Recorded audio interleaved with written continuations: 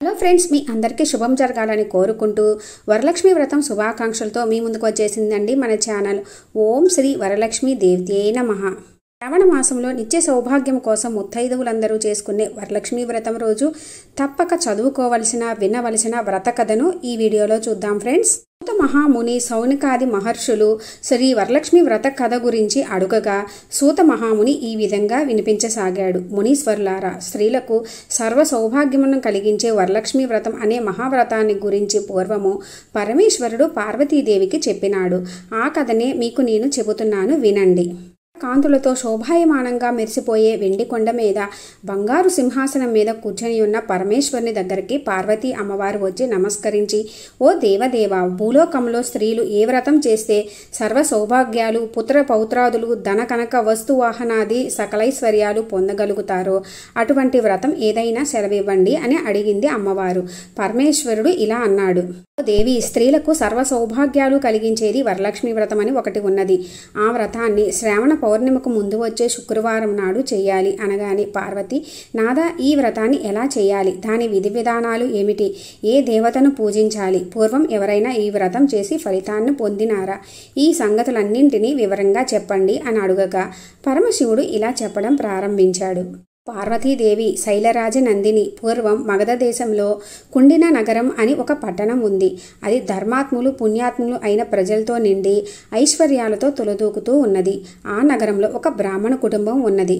ఇంటికి కోడలుగా వచ్చిన చారుమతి అనే యువతి చాలా ఉత్తమురాలు. ఆమె ప్రతిరోజు ఉదయాన్నే మేల్కొని ఇంటి పనులు చూసుకొని స్నానం చేసి భర్తను దైవంగా భావించి పూజించేది. అత్తమామలకు సకల ఉపచారాలు చేస్తూ అందరికీ ఇష్టంగా మితంగా మాట్లాడుతూ గృహకృత్యాలు చేసుకుంటూ ఉండేది. ఇంటిలోని వారి చేతనే కాక ఊరిలోని వారందరి చేత కూడా మంచి మనిషి అని, అంటే ఉత్తమ ఇల్లాలు అని మంచి ప్రశంసలు పొందింది.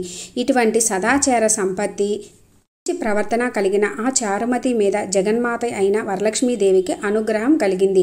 ఆమెకు ఒకనాటి రాత్రి కలలో ప్రత్యక్షమై, చారుమతి, నేను వరలక్ష్మీదేవిని, నీ సద్గుణాలను చూసి సంతోషించి నేను అనుగ్రహించాలని వచ్చాను. శ్రావణ పౌర్ణమికి ముందు వచ్చే శుక్రవారం నాడు నన్ను యథావిధిగా భక్తి శ్రద్ధలతో పూజించు, నీవు కోరిన వరాలిస్తాను అని చెప్పింది. చారుమతి చాలా ఆనందించి కలలోనే వరలక్ష్మీదేవికి ప్రదక్షిణ నమస్కారాలు చేసి, నమస్తే సర్వలోకానాం జనత్యై పుణ్యమూర్తయే శరణ్యే జగద్వంద్యే విష్ణు వక్షస్థలాలయే అని స్తుతించి, ఓ తల్లి, నీ కటాక్షం కలిగినట్లయితే ప్రజలు ధన్యులవుతారు, విద్వాంసులవుతారు, సంపన్నులవుతారు. నేను పూర్వజన్మలో చేసుకున్న పుణ్యం వల్లనే ఇలా నీ దర్శనం లభించింది. లగ్న ప్రకారమే నేను శ్రావణ శుక్రవారం నాడు పూజ చేస్తాను అని చెప్పగా వరలక్ష్మి అమ్మవారు చాలా సంతోషించి ఆమెను దీవించి అదృశ్యురాలైంది. చారుమతి వెంటనే మేలుకొని ఇంట్లో అన్ని వైపులా చూసింది. వరలక్ష్మీదేవి ఎక్కడా కనబడలేదు.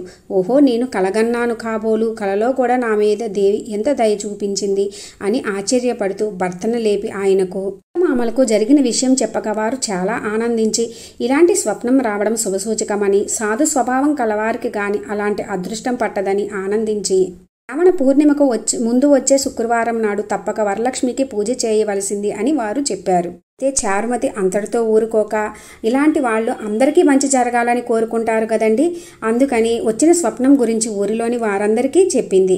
స్త్రీలంతా శ్రావణ శుక్రవారం నాడు చారుమతితో కలిసి వరలక్ష్మి పూజ చేయాలనే ఉత్సాహంతో ఆ పండుగ రోజు కోసం ఎదురు చూస్తూ ఉన్నారు. శ్రావణ మాసము వచ్చింది, పూర్ణిమకు ముందు శుక్రవారం కూడా వచ్చేసింది. ఇంకేముంది, ఆనాటి ఉదయమే నగరంలోని స్త్రీలంతా అభ్యంగన స్నానాదులు చేసి పట్టు చీరలు కట్టుకొని పూజా ద్రవ్యాలతో చారుమతి ఇంటికి అందరూ కూడా ఆడవారందరూ కూడా వచ్చారు. చారుమతి అప్పటికే అభ్యంగన స్నానాధికాలన్నీ కూడా పూర్తి చేసుకొని పూజ చేసుకోవడానికి సిద్ధంగా ఉన్నది. వీళ్ళందరూ కూడా చారుమతితో కలిసి పూజా గృహాన్ని గోమయంతో అలికి ముగ్గులు పెట్టి అలంకరించి ఒక పెద్ద పీట వేసి దాని మీద కొత్త వస్త్రం పరిచి బియ్యం పోసి మండపం ఏర్పరిచి కలశం పెట్టి పంచపల్లవాలను దానిలో ఉంచి ఆ కలశంలో వరలక్ష్మీదేవిని ఆవాహనం చేసి అందరూ కూడా భక్తి శ్రద్ధలతో ధ్యాన వాహనాది షోడశోపచార పూజలు చేసి నానా విధమైన, అంటే ఎన్నో రకాలైనటువంటి ఫలములు, భక్ష్యభోజ్యములు, నైవేద్యాలు నివేదన చేసి నీరాజన మంత్రపుష్పాలు సమర్పించి 9 గ్రంథులు గల తోరాలను కుడి చేతికి కట్టుకొని వరలక్ష్మీదేవికి మొదటి ప్రదక్షిణ చేశారు. స్త్రీలందరికీ కూడా కాళ్ళ నుండి గల్లు గల్లుమనే శబ్దం వినిపించింది. చూసుకోగా కాళ్లకు అందెలు కనిపించాయి. అసలు ఇదంతా వరలక్ష్మి అమ్మవారి కటాక్షమే కదా అని సంతోషించి వారంతా కూడా ఆనందంతో రెండవ ప్రదక్షిణ చేశారు. ఇంకేముంది, దగదగా మెరుస్తున్న కంకణాలు చేతులకు వచ్చాయి. ఇక వాళ్ళ ఆనందానికి ఇంకేముందండి, భక్తి శ్రద్ధలతో మూడవ ప్రదక్షిణం కూడా చేశారు. ఇక చెప్పేదేమునుంది, ఆ స్త్రీలంతా కూడా ఉళ్ళంతా సర్వాభరణ భూషితులైనారు. ఇంకా ఆ స్త్రీలందరి భవనాలు కూడా సువర్ణమయమైపోయాయి. ఇళ్ళన్నీ కూడా రథ గజ తురగాది వాహనాలతో పరివారంతోనూ మహారాజు భవనాల్లాగా ప్రకాశించిపోసాగాయి. ఆ స్త్రీలందరినీ వారి వారి ఇళ్లకు తీసుకుపోవడానికి గుర్రాలు, ఏనుగులు, రథాలు మొదలైన వాహనాలు వచ్చి చారుమతి ఇంటి ముందు నిలబడ్డాయి. స్త్రీలందరూ కూడా ఎంతో ఆనందంతో ఆ అమ్మవారికి నమస్కరించుకున్నారు. తర్వాత కల్పోక్త విధానంగా పూజ చేయించిన బ్రాహ్మణోత్తమునికి గంధ పుష్పాక్షలతో పూజ చేసి 12 కుడుములు వాయినం ఇచ్చి దక్షిణ తాంబూలాదులు సమర్పించారు. తర్వాత బ్రాహ్మణోత్తమునికి నమస్కరించి ఆశీర్వాదాలు పొందిరారు అందరూ కూడా. వరలక్ష్మీదేవికి నివేదించిన పదార్థాలను బంధుమిత్రులతోటి కలిసి అందరూ కూడా ఆరగించి తమ కోసం వచ్చిన వాహనాలను ఎక్కి తమ ఇళ్లకు పోతూ, చారుమతీదేవి ఎంతటి భాగ్యవంతురాలు, వరలక్ష్మి అమ్మవారు స్వప్నంలో ఆమెకు సాక్షాత్కరించింది. ఆమెతో పాటు పూజ చేసుకున్నందుకు మనం కూడా అదృష్టవంతులైనాము. వారితోటి సహవాసం చేస్తే సకల శ్రేయస్సులు కలుగుతాయి అనడానికి ఇంతకంటే నిదర్శనం ఇంకేం కావాలి అని పొగిడారు. నిజమే కదండి, మంచివారితోటి సావాసం చేస్తే అంతా మనకి కూడా మంచే జరుగుతుంది. ఇక్కడ ఆ చారుమతీదేవి చేసుకున్నది వ్రతం. అందరూ కూర్చొని అందరూ కూడా పాలు పంచుకున్నారు. అందరికీ కూడా పుణ్యం దక్కింది. తర్వాత నుంచి ప్రతి ఏటా కూడా ఈ శ్రావణ శుక్రవారం పూజంతా వారంతా కూడా చేస్తూ వచ్చారు. ఆ సాంప్రదాయమే తరతరాల నుంచి ఈనాటి వరకు వచ్చింది. పార్వతి ఉత్తమమైన వరలక్ష్మి వ్రతాన్ని అన్ని వర్ణాల వారు ఎవరైనా ఆచరించవచ్చు. ఆచరించిన వారికి ఆ వరలక్ష్మీదేవి సకల ఐశ్వర్యాలను, నిత్య సౌభాగ్యాన్ని ప్రసాదిస్తుంది అని చెప్పి పరమేశ్వరుడు చెప్పాడు.